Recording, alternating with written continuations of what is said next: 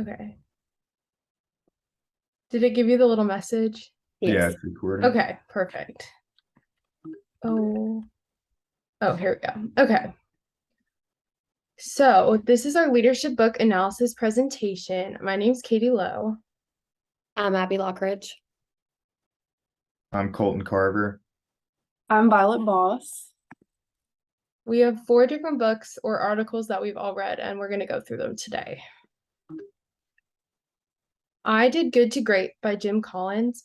This book really explains his study that he did based off of businesses and how a certain set of factors he found were commonalities between businesses that were good and that transitioned into being great businesses. He really saw this through leadership, and that's how it applies to us today. Great leaders bring upon a great business, and that's what he goes through. So through this, I saw that, let's see, make sure you can see that the LSM framework works. He honestly creates partially his own framework within this book. So the first question is the leader. What and who is a leader?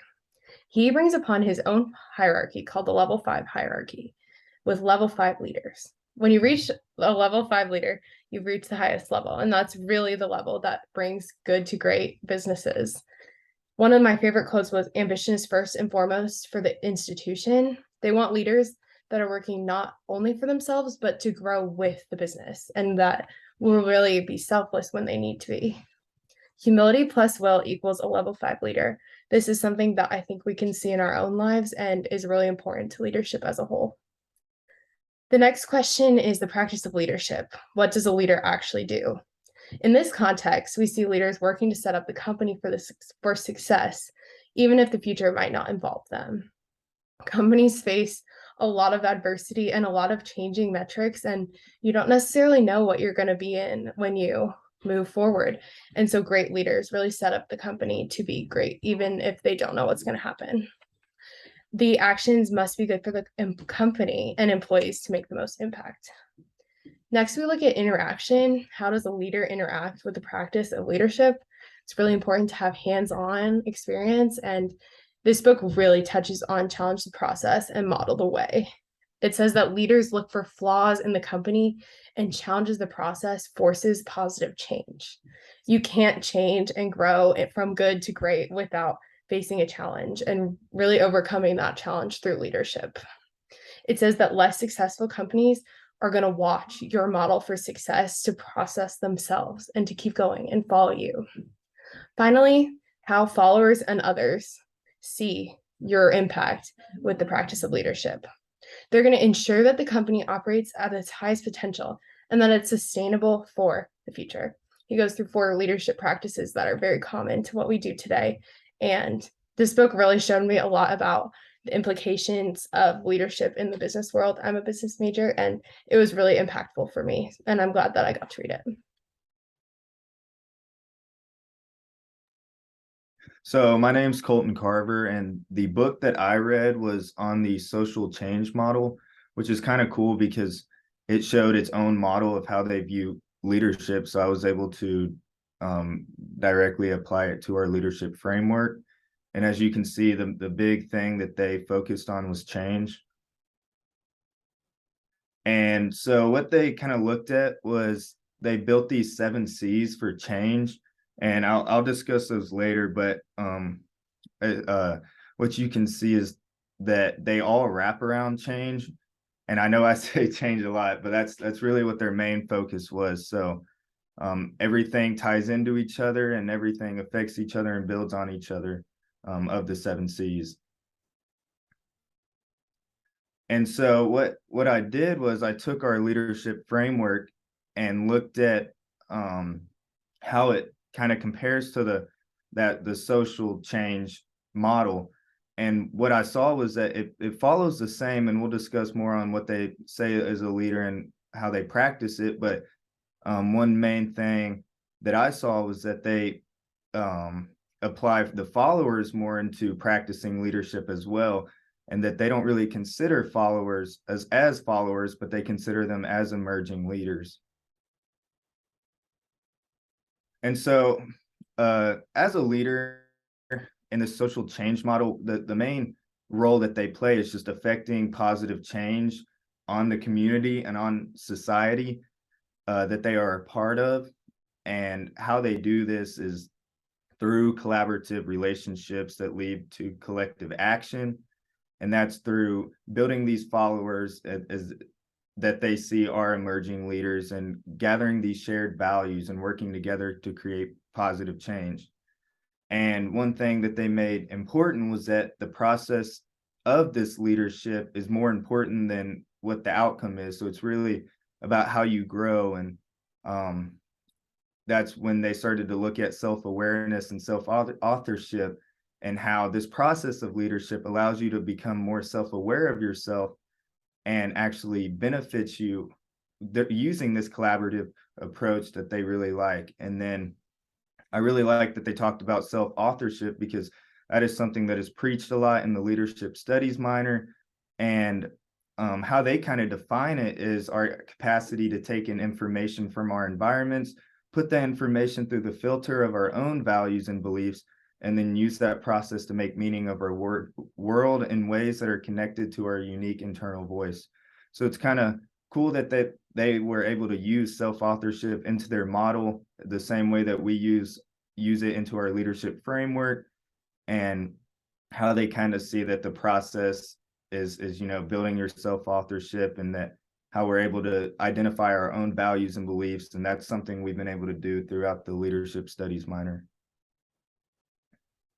And this is just a couple premises of the social change model, just kind of outlining how they view it. And so they believe that leadership is socially responsible, and that it affects change on behalf of others. And that, as discussed before, they believe that this leadership is a process, and that's the most important factor of it. And it's not really the outcome. And we see that leadership is inclusive, accessible to all people. It's very value-based, and that's something that we really worked on in the leadership studies minor. So I really like that the social change model is very big on values, because we do our VVM a lot every single year, multiple times.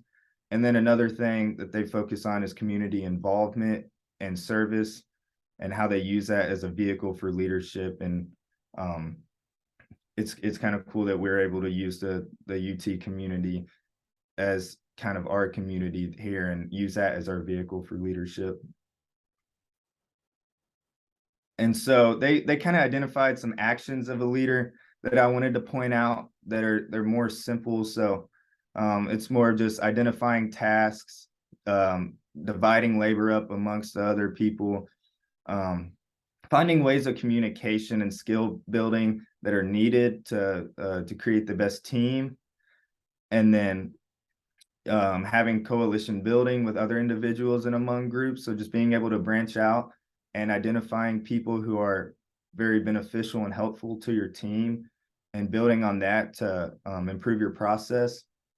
And then, as stated before, with the followers, they view them more as leaders. So they're emerging leaders, and they focus on collaboration, and they don't believe that it is a top-down model where you have the leaders at the top and then the followers at the bottom, but they believe more that the followers are at the top with the leaders. They're just considered more emerging leaders. And so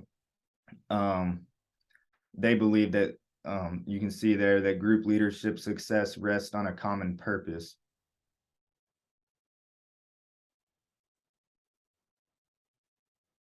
And that is all. Okay, so I read the book Followership by Barbara Kellerman, and this book was very interesting because, like it says in the title, it was completely about followers. And as you all probably would know, leadership development and the book industry for leadership development is like almost completely focused on just how to be a leader and good leadership practices, and it almost ignores followers completely. You can change the slide too. And there has always been this idea, especially in the United States, that being a follower is a bad thing and followers are not important, and you should always try to be the leader, not the follower. But this is just not true, and Kellerman really tries to get you to change that mindset throughout this book. And followers have a lot of power, and it's extremely evident when looking at American history.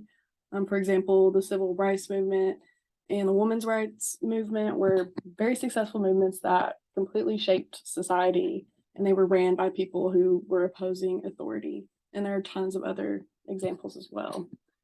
And as time goes on and information is becoming more accessible and quicker to disperse, followers are becoming more important, more than they ever have been before.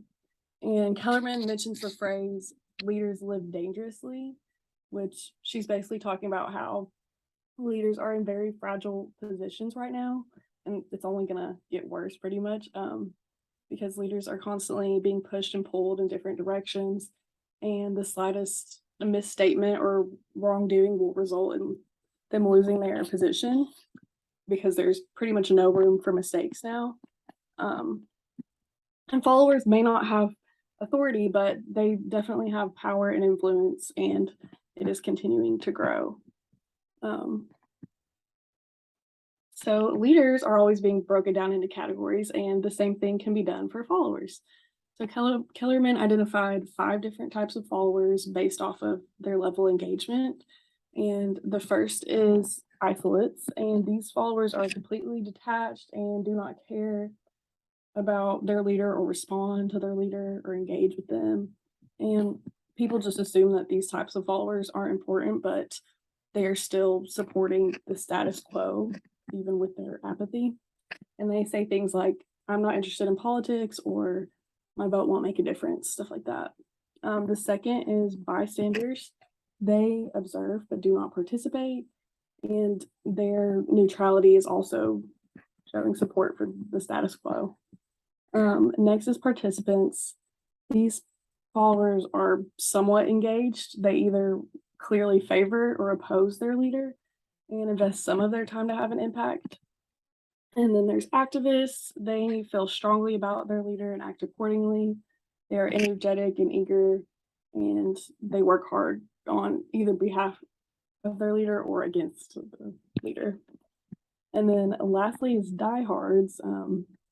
Kind of self-explanatory, but they will die for the cause. They're very devoted to their leader, or will try to unseat them by any means necessary. And they're very dedicated and all-consumed. And so Kellerman says that the worst thing a follower can do is nothing, but for participants, activists, and diehards, those are not inherently good or bad. They're just descriptive terms. But in regards to the LSM framework, this book is heavily focused on followers and others and interaction. And that's like kind of the whole point of this book. Kellerman still recognizes the importance of the other components, and even has like tons of other books that are just about being a leader and the practice of leadership. But this book isn't meant to be like an entire leadership framework. It's just a component of it that is like often overlooked.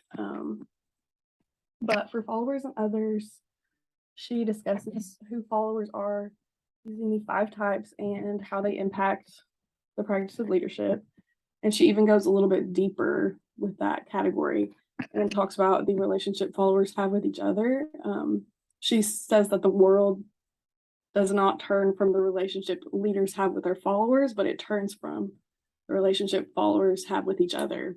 And they pretty much just want to help each other, and there's power in numbers. But for interaction, Kellerman is constantly providing examples of different leaders and what they did and how followers responded to them. Some of the examples were good interactions, like enabling others to act and challenging the process. And then some were bad, but she was more so just giving examples and like not really saying what it should have been like. It was just like a very descriptive book. But overall, this book has definitely broadened my own leadership framework. And I think understanding leaders is important, but it's equally as important to understand followers.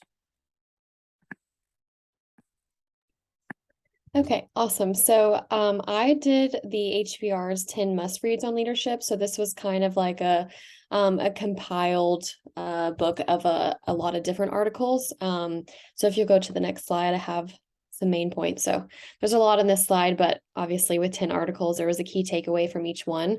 So it the first article that I read kind of talked about how the most important aspect of leadership is emotional intelligence.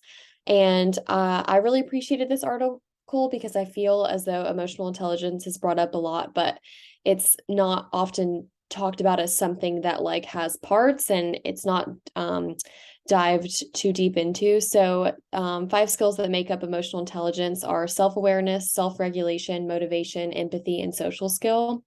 And then the next article kind of went into the practices for an effective executive.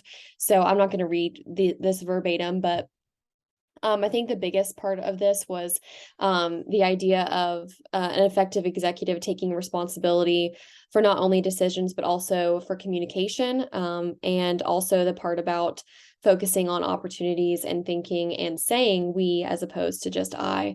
Another article focused on the difference between leading and managing and why there's difficulty doing both, because they both are made up of or run effectively by different skill sets.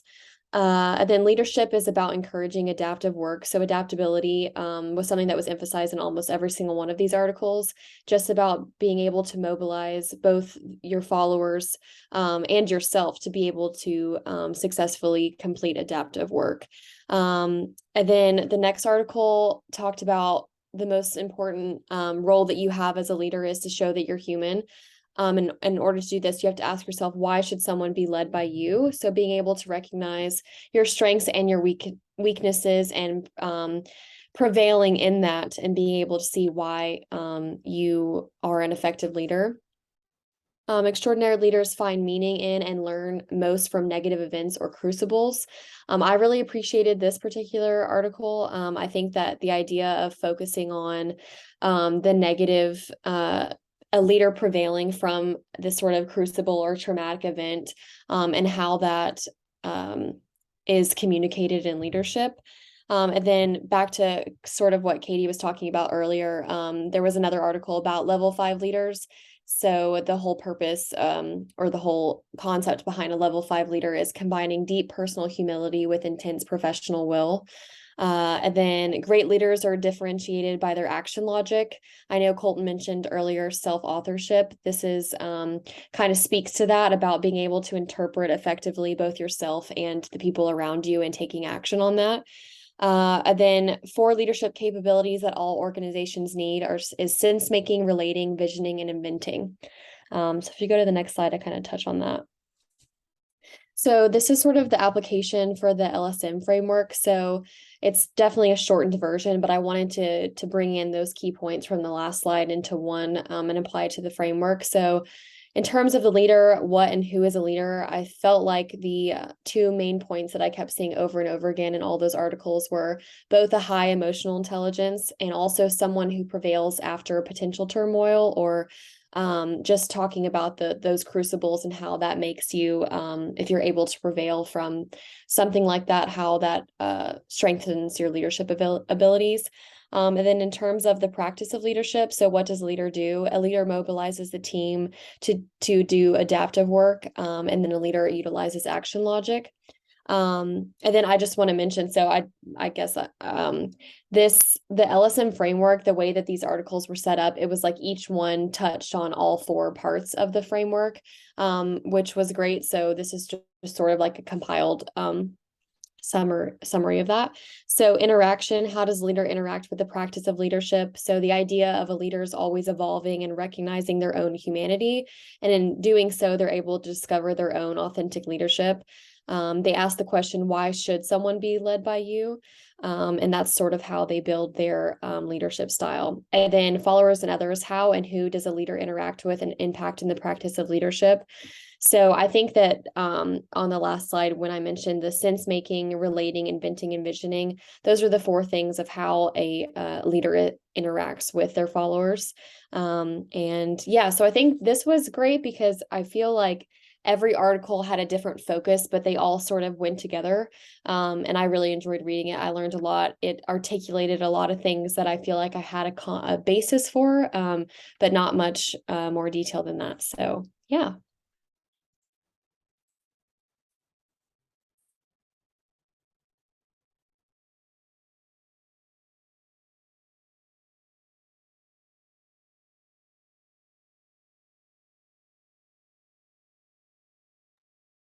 I think that's everything, right? Yes. Yes, I'm trying to figure out how to stop the recording. Okay.